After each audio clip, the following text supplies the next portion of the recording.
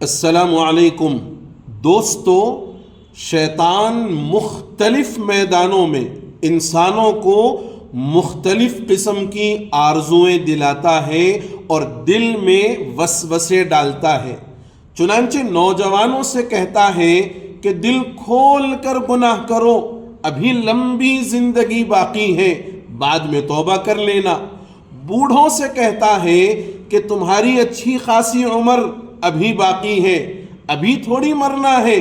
اس طرح آرزوؤں میں مبتلا کر کے گناہوں میں پھنسا دیتا ہے۔ اب عقل مندی کس میں ہے؟ آپ فیصلہ کریں کہ نفس و شیطان کے دھوکے میں آ کر گناہ کرنے میں، یا پھر خالق کائنات کی رحمت کا امیدوار ہو کر گناہوں سے بچتے رہنے میں فیصلہ آپ کو کرنا ہے۔